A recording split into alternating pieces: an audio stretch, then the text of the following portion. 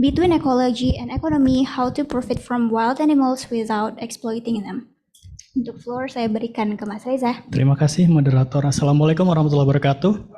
Ketemu lagi sama saya, semoga belum bosan ya. Saya akan presentasi pakai bahasa Indonesia aja ya, nggak apa-apa. Oke. Judulnya adalah Between Ecology and Economy, How to Profit from Wild Animals Without Exploiting Them. Next slide. Ya, jadi kita tahu perdagangan satwa liar itu adalah bisnis yang sangat menguntungkan ya, baik di dalam maupun luar negeri. Tapi sayangnya ini mengakibatkan banyak negative impacts ya, jadi hal-hal buruk seperti deforestasi dan kerusakan biodiversitas. Baik perdagangan satwa yang legal maupun ilegal, dua-duanya sama-sama memiliki resiko penularan penyakit. Next slide.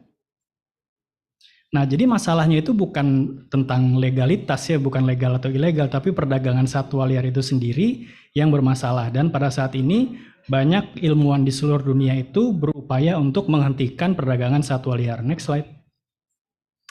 Tapi sayangnya di Indonesia dalam 2 tahun terakhir perdagangan satwa liar itu justru menjadi semakin meningkat dan menjadi tren. Sebagai contoh ada kasus monyet peliharaan yang meningkat drastis sejak awal tahun 2020.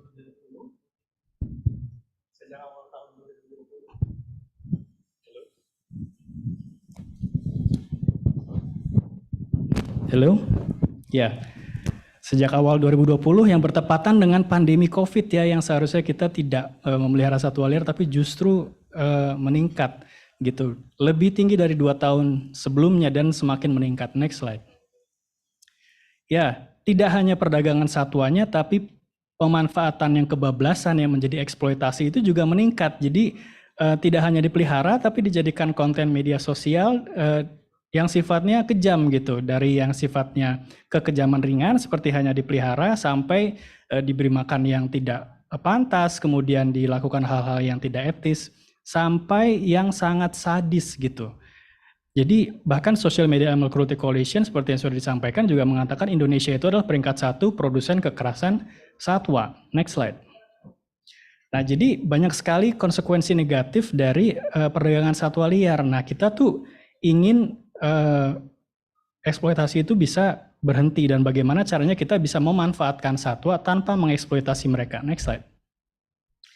Next slide. Oke, jadi saya mencoba melakukan literatur review ya, mencari masalah yang sejenis. Nah, saya menemukan kan banyak nih, misalkan perdagangan satwa liar itu satwanya diambil dari hutan, dijual secara fisik. Nah, ini mirip dengan kasus pohon. Jadi pohon itu kan ditebang, diambil kayunya untuk dijual ya. Jadi dipindahkan dari alam untuk dijual mendapatkan keuntungan. Ini kan mirip. Next slide. Nah, di zaman sekarang itu ada metode baru ya, sebetulnya bukan baru ya. Mungkin teman-teman udah banyak yang memahami, namanya carbon offset. Ini adalah mekanisme. Jadi bukannya kita menjual kayu dari pohon, tapi kita menjual kemampuan pohon menyerap karbon dioksida.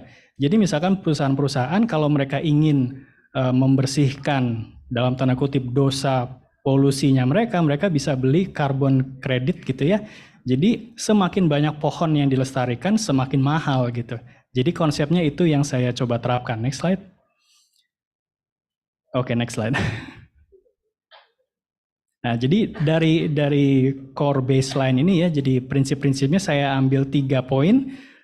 Untuk satwa liar itu tidak boleh diambil dari habitatnya, kemudian harus dapat melakukan perilaku alaminya tanpa diganggu, lalu thriving in population, jadi populasinya harus bertambah, semakin banyak harus semakin bagus. Next slide. Nah, lantas bagaimana mengaplikasikannya ke satwa liar? Jadi saya coba berpikir kalau mungkin kita bisa menjual bagaimana kita melihat satwa liar. Next slide. Bagaimana kalau kita lakukan di kebun binatang? Sayangnya ini kurang cocok karena tidak sesuai dengan 3 poin. Next slide. Jadi yang ingin dilakukan adalah melakukannya di Taman Nasional. Next slide. Karena Taman Nasional ini kan sebetulnya sudah menjadi destinasi turis yang cukup terkenal di Indonesia. Jadi bagaimana caranya kita bisa meningkatkan atau mengupgrade apa yang sudah ada gitu. Next slide.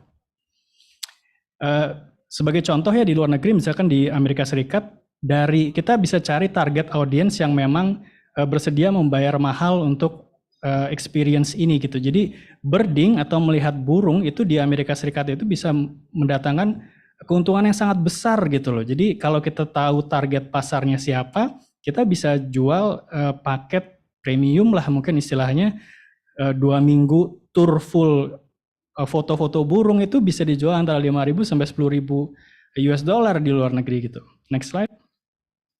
Dan Indonesia pun sudah termasuk sebagai negara yang destinasi yang terbaik di dunia. Jadi bisa dikatakan marketnya ada. Next slide.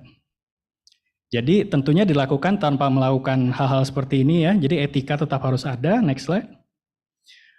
Kemudian bisa dilakukan di taman nasional yang sudah ada ataupun kita memodifikasi masalah. Jadi kalau tadi misalkan banyak monyet masuk kampung menjadi konflik, kenapa tidak kita mengubah konflik itu menjadi peluang? Jadi misalkan ada orang hutan ini ya di berita dia makan tanaman, daripada jual tanamannya kenapa nggak kita jual pengalaman orang lihat orang hutan makan tanaman gitu loh.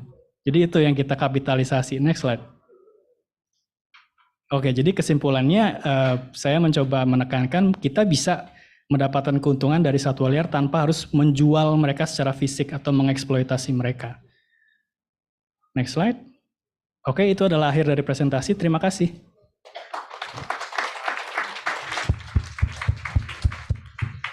Terima kasih Mas Reza atas presentasinya dan menurut